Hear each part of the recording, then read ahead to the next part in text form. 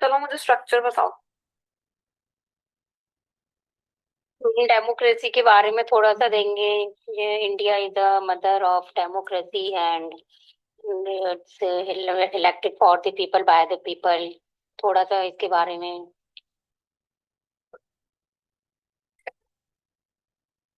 Peoples representative.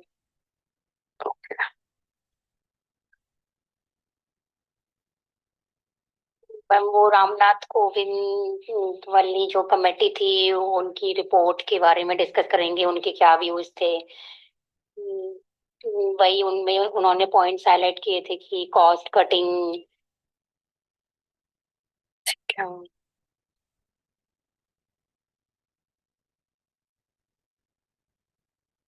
So Saloni said that for the better working of society, values and security of people, choosing a representative comes into light, which can be done by mode of elections. You have given what is elections basically. Free and fair elections क्या होते हैं, मैंने भी बहुत हद तक ऐसे ही start करा है। दीपांकर ने बोला that benefits challenges, okay so pros and cons and what is the effect on federalism, ठीक है। Devanshi said introduction, development in India, one nation, why is it needed? So the needs, the hurdles.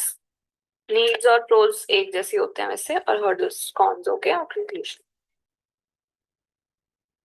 And Mel said that one section on Indian constitutional values and second broad section on why or why not.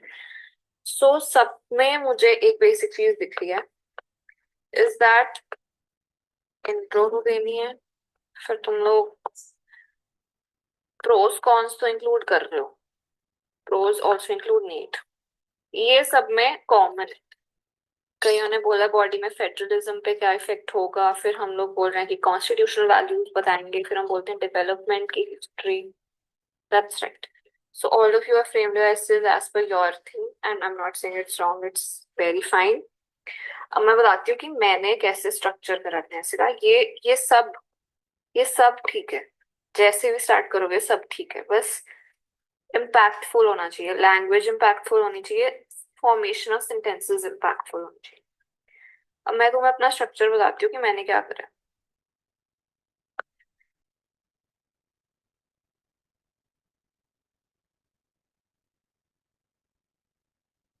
History, pros, challenges, okay, constitutional amendments, ठीक है। Introduction, what is one nation one election, very good. What is the current status, what is the constitutional aspect, advantages, disadvantages, very good, ठीक है। Basic structure formation यही होती है। मैंने क्या करा है, मैंने इंट्रोडक्शन दी है, फिर मैंने अपने ऐसे को यहीं पे ना दो पार्ट्स में बांट। एक मैंने दे दिया इंटरनेशनल पर्सपेक्टिव, कि बाकी कौन सी ऐसी कंट्रीज हैं जहाँ पे ये मॉडल सक्सेसफुली चल रहे हैं, और एक मैंने बोल दिया नेशनल पर्सपेक्टिव, ठीक है। इसके अंदर मैंने इसके सब पार्ट्स बनाए हैं। पहले मैंने हिस्टोरिकल बैकग्राउंड दे दिया,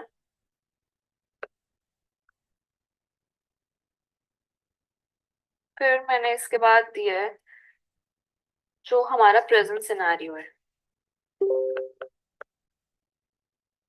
प्रेजेंट सिनारियो में पहले मैंने दिए formation of high level panel, जो रामनाथ कोविंद कमेटी थी। तो मैंने पहले दे दिया राम,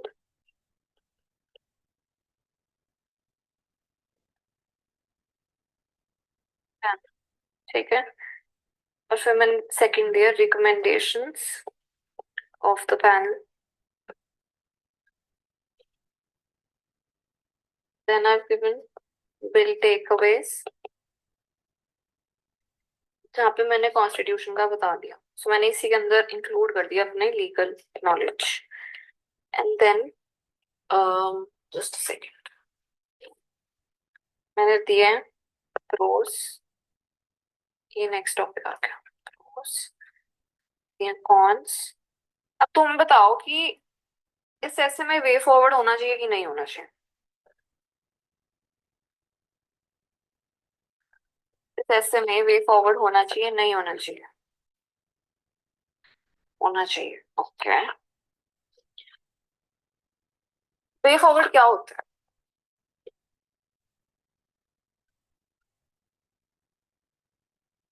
वे फॉरवर्ड क्या होता है आपके अकॉर्डिंग, क्या इंक्लूड होता है वे फॉरवर्ड?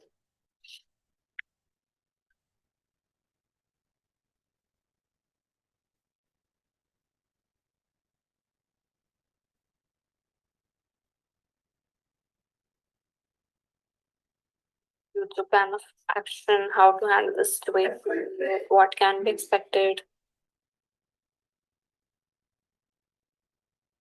ठीक है, मैंने अपने ऐसे में वे फॉरवर्ड नहीं दिया। रीजन क्या था कि बिल प्रेजेंट हो गया, प्रोविजंस क्लियर है। मेरी बात समझना, बिल प्रेजेंट कर दिया उन्होंने, ठीक है, प्रोविजंस क्लियर है। अभी करंट स्टेटस क्या है इस बिल का, ये बताओ। जॉइंट पार्लियामेंट्री कमेटी के पास है,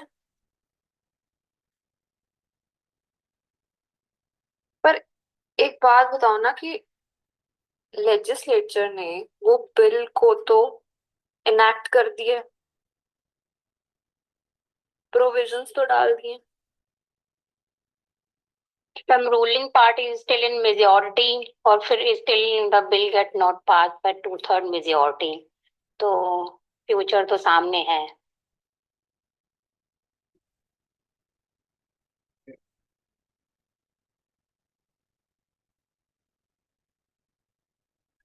I have not given way forward. When I wrote this essay, I wrote this essay way back when there were just speculations about it.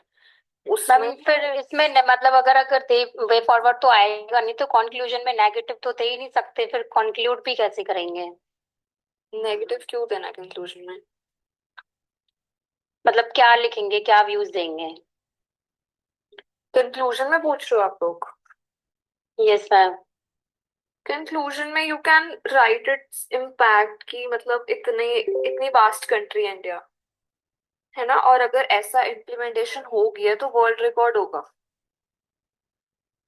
Positive aspect तो यही दे सकते हैं ना कि अगर ये सक्सेसफुली इम्प्लीमेंट हुआ है तो it will be a world record, that largest simultaneous polls will be conducted। एक ये दे सकते हैं, but again a negative point to this is that it is very see, आज हमारा पेपर नहीं है, जब तक हमारा पेपर आएगा हमारे सामने सिचुएशन बहुत क्लियर हो जाएगी, क्या हुआ है, क्या चेंजेस हुए हैं, पास हुआ है नहीं हुआ है, एनफोर्स हुआ है नहीं हुआ है। मैम आई थिंक नहीं हो पाएगा, क्योंकि विंटर सेशन तो ऑलमोस्ट आई थिंक खत्म हो चुका है, और समर सेशन होगा तो वो हमारा शायद फिर मार्च में हो जाए। ये मतलब बीच वाला ही सिस्टम, यही सीन है जो चल रहा है करंटली। कंक्लूजन में यही डाल सकते हैं, वे फॉरवर्ड का ही कंक्लूजन बना सकते हैं कि फेज इम्प्लीमेंटेशन होनी बहुत जरूरी है और कंसेंसस बिल्ड होना जरूरी है, जैसे Akshat I said, I think said that अलग से नीड है बात करने की, and there is a requirement of involving the stake holders. So I think way forward ना करते हुए हम लोग ये कंक्लूजन में डाल सकते हैं, पर अगर वे फॉरवर्ड का डिफरेंट सेक्शन बनाना है इट्स फाइन। या सर, राइट, ठीक है। तो मैंने सेपरेटली वे फॉरवर्ड नहीं बनाया, मैंने सीधा कंक्लूजन लिखा है। वे फॉरवर्ड लिख सकते हो, no problem. In my old essay I did write way forward, but then I thought for this essay कि अगर प्रेजेंट हो ही गया है, यू नो, टेबल कर दिया गया है, तो फिर वे फॉरवर्ड मतलब पता नहीं, वो फिट नहीं बैठा मेरे आईक्यू में। मेरे को ये लगा यार नहीं, मेरे मेरे अकॉर्डिंग फिट नहीं बैठा। बट आपके अपने ओपिनियन है, आपका खुद का पर्सनल ऐसे है, आप डाल सकते हो, इट्स नॉट ट्रू। ठीक है, मैं वही सब पॉइंट्स कंक्लूजन में डाल दूंगी, मैंने बस एक सेपरेट हेडिंग। ठीक है जी, क्लियर हो गया सबको? कोई डाउट है अभी तक? चलूं आगे? चलो, इंट्रोडक्शन में आप लोगों ने मुझे बहुत कुछ बताया। मैंने अपनी इंट्रोडक्शन कैसे स्टार्ट करी है, क्योंकि जो मेजोरिटी में अभी जो भी हमारी गवर्नमेंट है, रूलिंग गवर्नमेंट है, उन्होंने ही शुरू करा है कि हमें वन नेशन वन इलेक्शन चाहिए, वन नेशन वन इलेक्शन चाहिए। तो what I have given is introduction में मैंने सीधा कोट दिया bye our Prime Minister Narendra Modi that one nation, one election is not a subject of debate but a necessity for India. So this is how I have started. ठीक है जी. And then what I've given is, अभी आपको पता है कि 75th anniversary थी of adoption of constitution और parliament में डिस्कशन चली है 2 दिन. पता है, सब अवेयर हैं इस बारे में. तो मैंने ये लिखा है कि जो हमारी डिस्कशन चली है, that there was a special discussion on the 75th anniversary of adoption of constitution in Lok Sabha, 2 bills that lay down mechanism to hold simultaneous elections, that is the Constitution 129th Amendment Bill of 2024 and the UT Laws Amendment Bill of 2024 were formally introduced to implement one nation, one election in India. This is how I've started myself. कि एक तो मैंने constitution की adoption की 75th anniversary, एक मैंने अपनी ये करंट नॉलेज बता दी कि मुझे पता है कि डिबेट्स चल रही है कॉन्स्टिट्यूशन पार्लियामेंट में, और मैंने उसके साथ लिंक कर दिया कि बिल्स को क्या किया गया, इंट्रोड्यूस किया गया हाउसेस में. ठीक है, ठीक है जी. 75th anniversary of adoption and then 2 bills introduced. Then what I've written is, मैंने सीधा शुरू कर दिया कि India is one of the largest democracies in the world and elections are sacrosanct to the idea of democracy. Her democratic country में election सबसे fundamental होता है. ठीक है, elections are sacrosanct. Then I've written that the democratic framework thrives on the vibrancy of its electoral process. तो democratic framework का base की foundation ही electoral process है. Then I've written that electoral systems in most countries are updated regularly. तो there was also one student यहाँ पे जिन्होंने ऐसे ही elections के बारे में बोला था कि I will include what elections are in my essay. So that's what I have done. That electoral systems in most countries are updated regularly. But in India, there has been a severe lack of reforms which has affected efficiency of democratic governance. तो बहुत countries ऐसी होती हैं जहाँ पे regulation जो regularly update होते हैं, जो इलेक्टोरल प्रोसेसेस होते हैं, पर ऐसा इंडिया में नहीं है, और इसके कारण कहीं ना कहीं जो डेमोक्रेटिक गवर्नेंस है वो हैम्पर होती है, इफेक्ट पड़ता है उस पर. Then I've written that a regular predictable nation, just a second.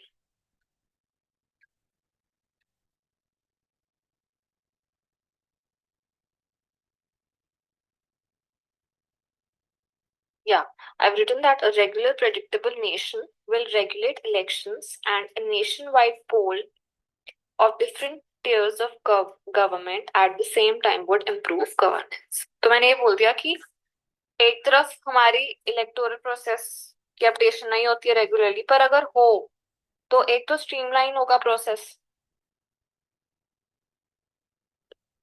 उससे क्या होगा कि ट्रांसपेरेंसी आएगी और गवर्नेंस इंप्रूव होगी. Then I've written that the fragmented and frequent nature of elections spark discussions on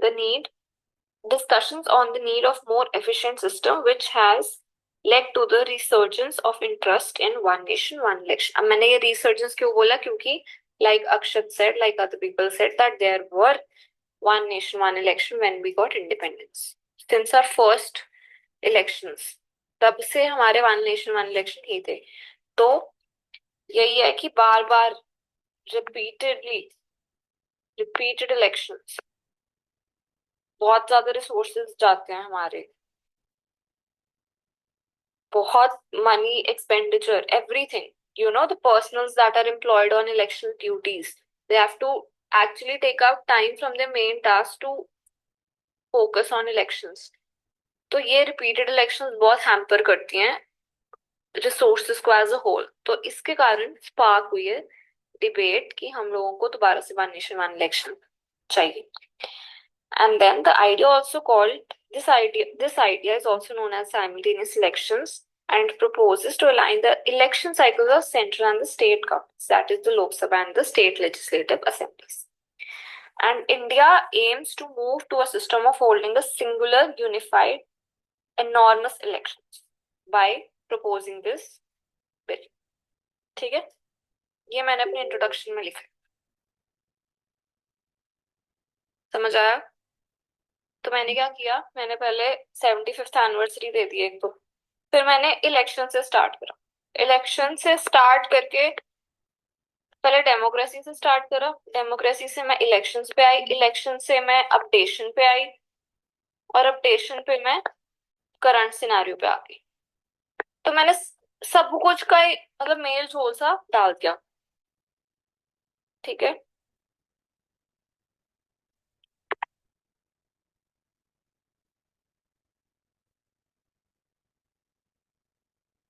आप ऐसे स्टार्ट कर सकते हो, आप अपने वे से भी स्टार्ट कर सकते हो, जैसे आपको सही लगे.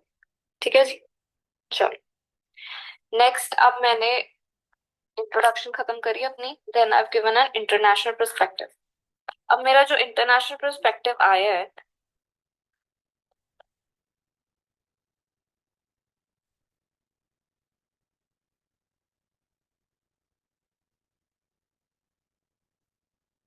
in my international perspective I have mentioned various countries जहाँ पे ये मॉडल इम्प्लीमेंट किया गया और सक्सेसफुली रन कर. ठीक है, so I have started that this one nation one election is a pivotal concept which has been adopted by different countries and a few case studies are as follows. So मैंने case studies लिख दी. मैंने 4 countries mention करी है यहाँ पे. एक मैंने करा साउथ अफ्रीका, एक मैंने करा Sweden, one I've done is Belgium, and then the Indonesia. Indonesia is also uh, a recent country जिन्होंने स्टार्ट करा 2019 में one nation one election. South Africa में भी वन नेशन वन इलेक्शन है, स्वीडन में भी साइमल्टेनियस पोल्स हैं, Belgium में भी हैं, और इंडोनेशिया में भी हैं जो रिसेंटली हुए हैं. तो ये एक इम्पोर्टेंट अगेन मेरे को पता है, मेरे इवैल्यूएटर को पता चलेगा कि इसको जनरल नॉलेज की, करंट अफेयर्स की भी नॉलेज है, इसको स्टैटिक की भी नॉलेज है, इसको पता है कि कौन से कंट्री में क्या हो. ठीक है जी, ये इतना ही देना इंटरनेशनल पर्सपेक्टिव, 4 से 5 एग्जाम्पल. समझ आ रहा है आपको सबको?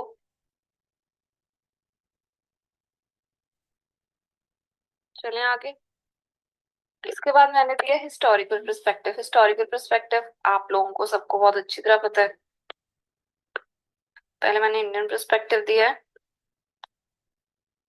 इसके अंदर मैंने पहला करा हिस्ट्री.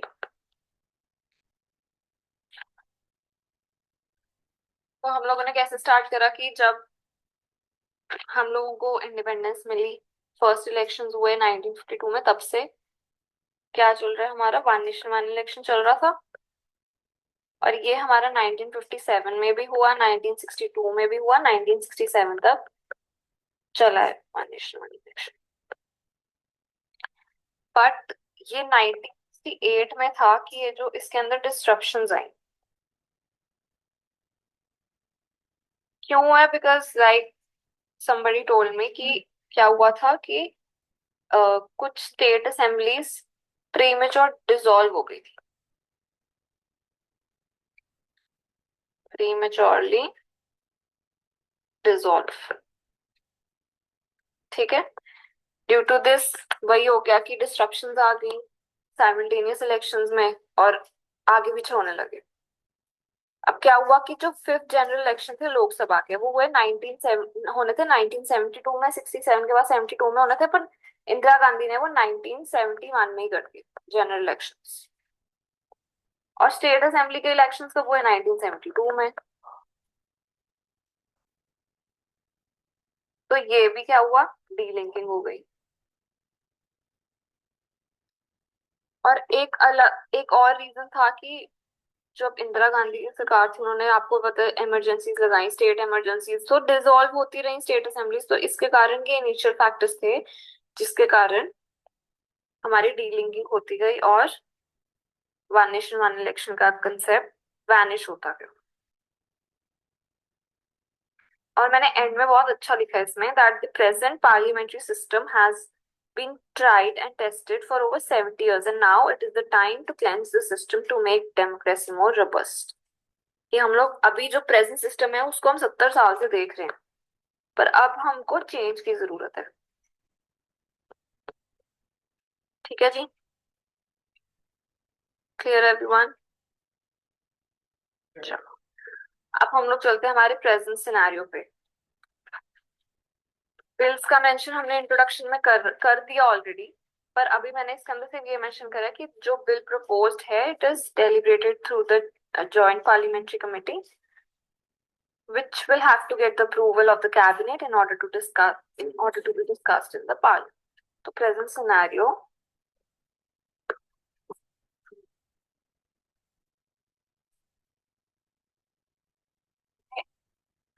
जॉइंट पार्लियामेंट्री कमेटी का मेंशन कर दिया और बिल्स का मेंशन कर दिया। फिर जो हमारा पैनल बना, किसने हेड किया था वो panel? Who was the head of the panel? Ramnath Kovind ji थे। Ramnath Kovind ji, who was also the ex-president of a country। So he was given this task कि वो रीड करें डिफरेंट कंट्रीज के डेटास को, डेलिब्रेट करें पॉलिटिकल पार्टीज के साथ, stake holders के साथ and even with the public. क्या करने के लिए? एग्जामिन करने के लिए कि ये मॉडल हमारी कंट्री में कैसा चल सकता है। ठीक है, तो उन्होंने क्या किया? Discussions, opinions, different stakeholders. तो इसके अंदर 47 पॉलिटिकल पार्टीज ने अपने ओपिनियंस दिए थे, जिसके अंदर से 32 were in support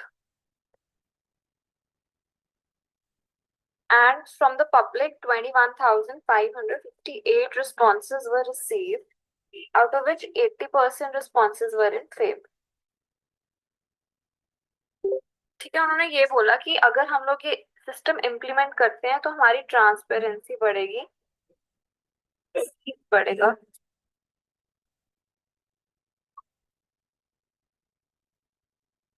inclusive inclusivity बढ़ेगी और confidence of voters will be regain. क्योंकि अभी अभी आपको पता है ना, इलेक्शन होते हैं, ये स्कैम हो गया, वो स्कैम हो गया।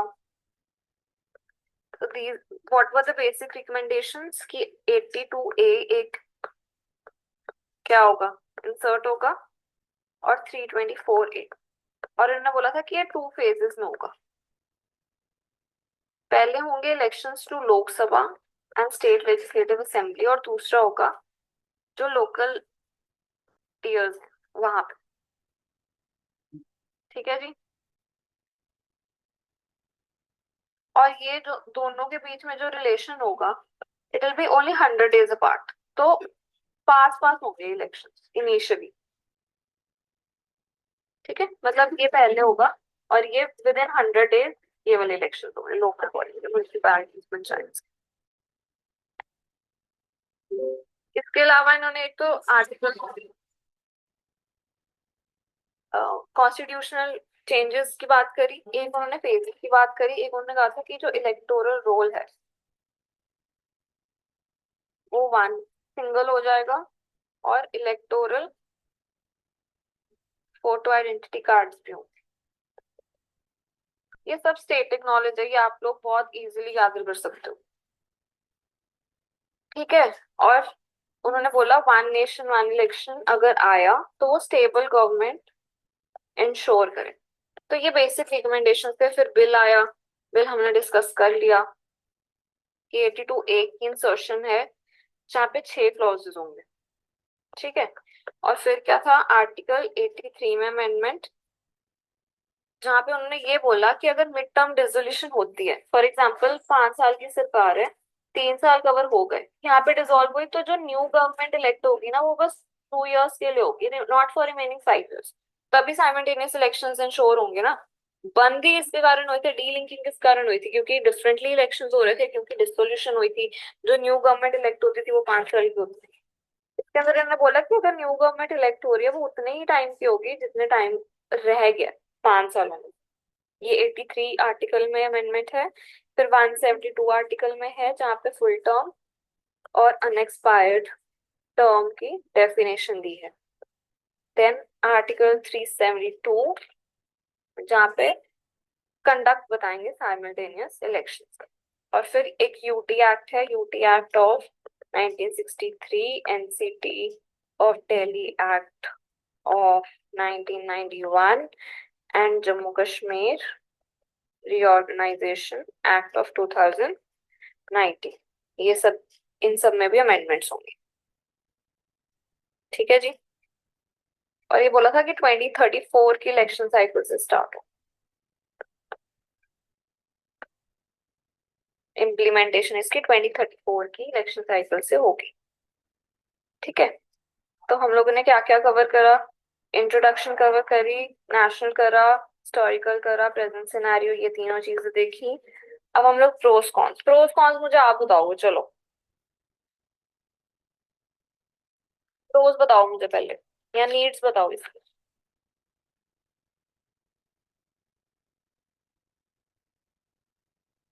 बताओ प्रोस बताओ मुझे।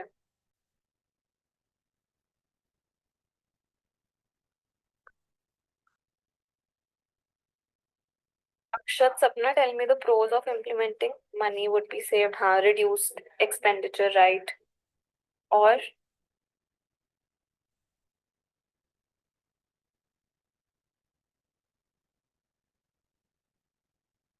Government focus on work rather than in, doing campaigning in every year in different मतलब elections in different state or busy in elections में, तो more focus on the development issues.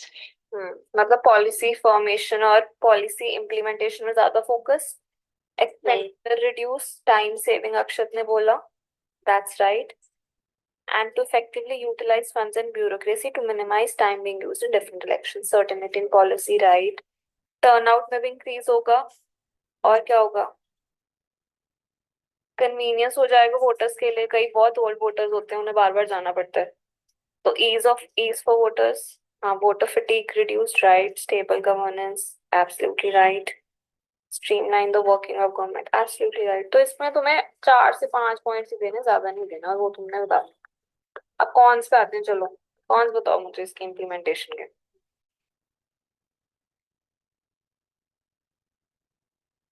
Absolutely right. So there is a biasness against main parties. But you're right. उसके अलावा बताओ। Reduced accountability, right? Regional and local issues. That's a very major thing. That there are different issues both at the level of nation, the level of center, and then the states. तो बहुत अलग अलग issues होते हैं, national issues और state issues, तो वो mingle up हो जाएंगे। Coordination challenge, right. अकाउंटेबिलिटी कम होगी।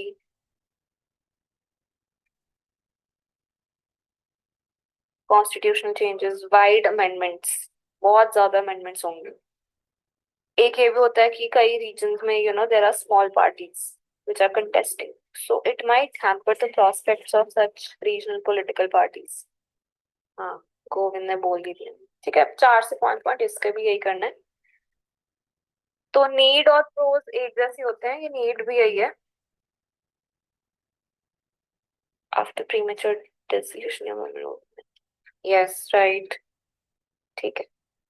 और कंक्लूजन में हम लोग वे फॉरवर्ड डाल सकते हैं, नहीं तो वे फॉरवर्ड का एक अलग से बना सकते हैं, नहीं तो वे फॉरवर्ड हम लोग कंक्लूजन में डाल सकते हैं। मैंने अपने कंक्लूजन में यही लिखा है that India, a country of more than 1.4 billion people, now aims to create a world record by conducting largest ever simultaneous elections if the bill is passed by the parliament. Whether that will happen in 2034 or not is uncertain. And then I've written, then it will have to take the test in parliament. So it is very uncertain कि implementation होगी नहीं होगी, JPC क्या बोलती है, आगे कैसे discussion होती है, एंड एवरीथिंग. तो अभी इंट्रोडक्टरी फेज पे है, but I am sure that जब तक आपका एग्जाम आएगा या कोई भी एग्जाम आएगा तब तक थोड़ी सिचुएशन क्लियर हो गई होगी मे बी. तो आप वैसे वैसे अपने ऐसे में अपडेशन करेंगे. ऑल्सो वन थिंग, अगर आप कभी भी किसी भी ऐसे में स्टैट्स मेंशन कर रहे हो, पेपर पे जाने से पहले वो एक बारी रिवाइज कर लेना as per the latest data.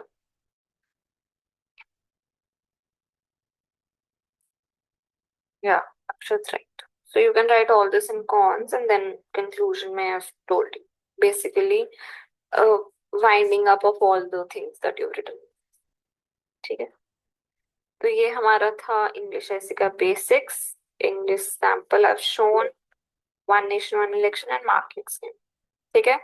किसी को भी वैल्यूएशंस चाहिए, कोई भी डाउट है, किसी भी तरह से कनेक्ट करना है हमारे साथ, you can contact on these numbers.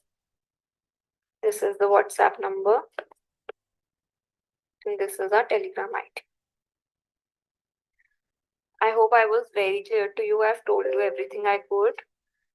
I don't take judicial coaching, but what I am thinking is I've never, like, I'm not even that trusted with the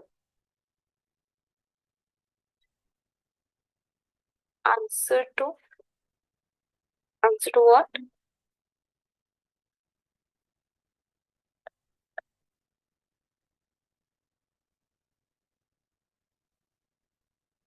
You want to submit an essay and then you want us to evaluate.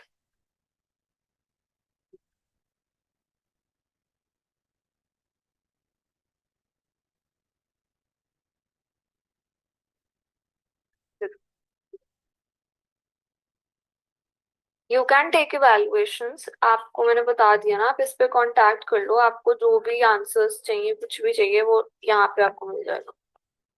यहाँ या यहाँ.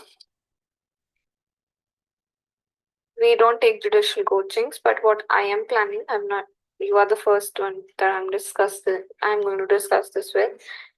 जैसे minor laws है, minor भी नहीं, जैसे HMA है या एचएसए है, लिमिटेशन है, जो एक एक क्लास में खत्म हो सकते हैं 2-2 घंटे में.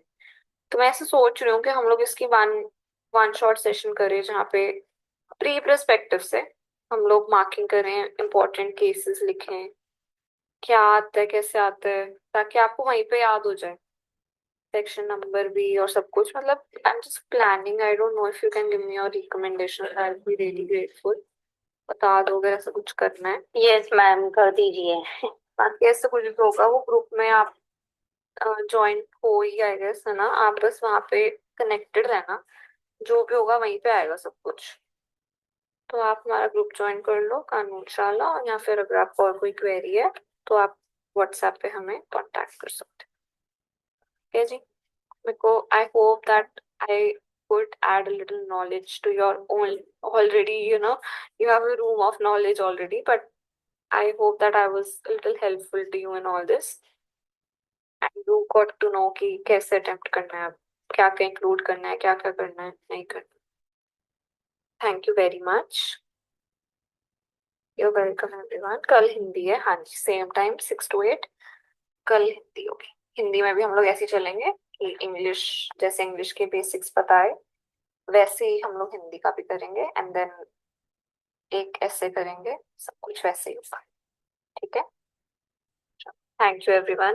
Bye bye. प्रैक्टिस करते रहो अपने ऐसे.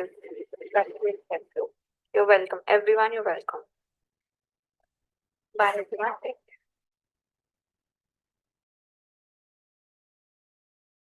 तो आप हमारा ग्रुप ज्वाइन कर लो कानून शाला, या फिर अगर आपको और कोई क्वेरी है तो आप व्हाट्सएप पे हमें कांटेक्ट कर सकते हैं. ठीक है जी. मेरे को, I hope that I could add a little knowledge to your own already, you have a room of knowledge already, but I hope that I was a little helpful to you in all this. And you got to know कि कैसे attempt करना है, क्या क्या include करना है, क्या क्या करना है, नहीं करना. Thank you very much.